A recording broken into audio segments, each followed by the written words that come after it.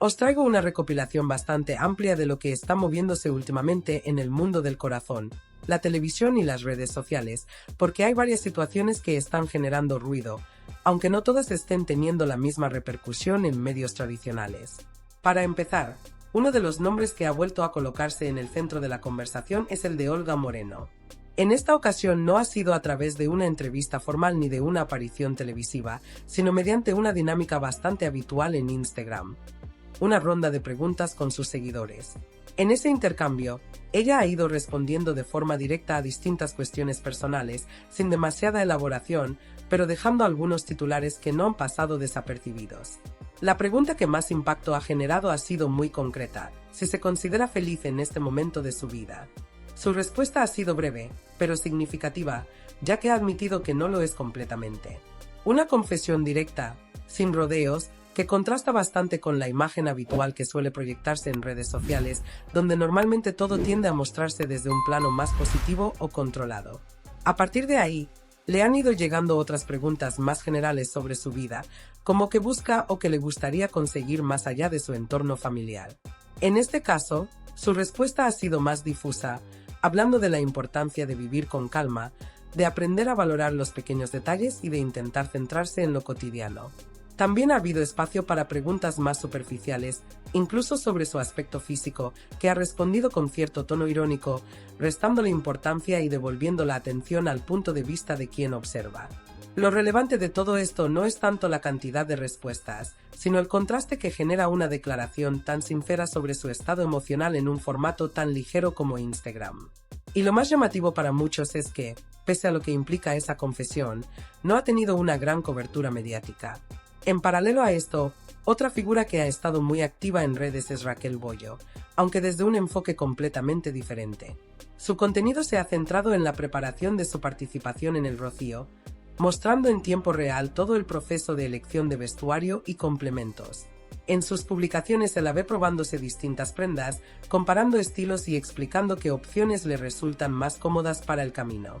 Ha mostrado varias combinaciones de trajes, con faldas, camisas y conjuntos pensados para el movimiento y la duración del recorrido, además de destacar detalles estéticos como colores y tejidos. Todo ello acompañado de una interacción constante con sus seguidores, a los que pide opinión directa sobre qué debería elegir, convirtiendo el proceso en algo casi participativo. Además, no se ha quedado solo en la ropa.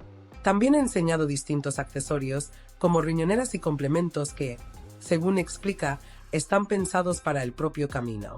Entre las opciones que muestra, pide nuevamente consejo, generando una dinámica en la que su audiencia termina influyendo en decisiones que en otros contextos serían completamente personales. El contraste entre ambos perfiles es evidente. Mientras unos apenas dejan ver fragmentos puntuales de su vida privada, otros convierten su día a día en un contenido continuo donde prácticamente todo se comparte y se decide en público. Por otro lado, también ha dado que hablar Alejandra Rubio, que ha participado en una entrevista que ha sido bastante comentada, al mismo tiempo, bastante criticada. Según se ha comentado, habría percibido una cantidad elevada por su participación, y la conversación giró en gran parte en torno a la promoción de su propio libro. Durante la entrevista, muchas de sus respuestas fueron percibidas como evasivas o repetitivas, especialmente cuando se le preguntaba por temas ajenos a su obra o por posibles polémicas familiares.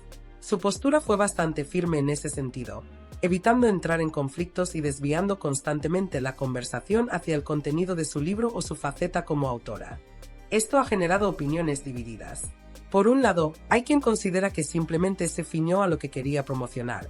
Por otro, hay quien cree que la entrevista perdió fuerza precisamente por la falta de profundidad en las respuestas. Aún así, ella misma ha compartido posteriormente el encuentro de forma muy positiva, destacando la experiencia y el trato recibido, lo que contrasta con parte de la percepción del público. En el terreno mediático más amplio, también vuelve a estar sobre la mesa el conflicto judicial relacionado con Pasapalabra y Mediaset. La situación se ha reactivado tras la petición de la compañía matriz de anular la sentencia que les obliga a pagar una indemnización muy elevada, derivada del litigio por los derechos del formato. El fondo del asunto sigue siendo el mismo: la disputa por la utilización del famoso rosco y la estructura del concurso, un elemento clave del programa. La cuestión legal se ha ido fragmentando en distintos frentes, lo que ha generado interpretaciones diferentes sobre qué parte del formato está protegida y cuál no. Mientras tanto, Antena 3 Hectáreas ha optado por paralizar temporalmente las grabaciones del programa en su formato habitual, lo que ha abierto la puerta a una posible reestructuración del concurso.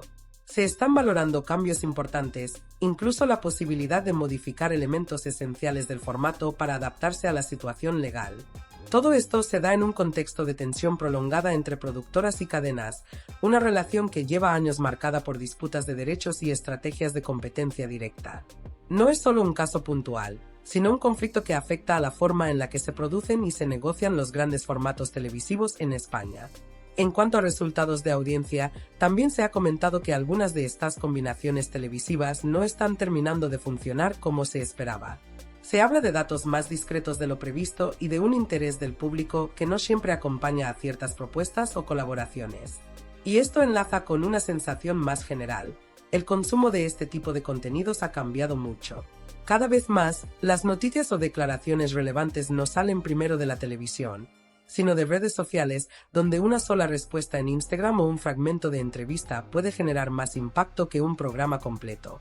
En definitiva, estamos ante un escenario donde lo que se dice, cómo se dice y sobre todo donde se dice, tiene más peso que nunca, y donde cada pequeño gesto público puede acabar convirtiéndose en noticia. Os leo en comentarios, porque quiero saber qué opináis de todo esto y cuál de estas historias os parece más relevante o llamativa.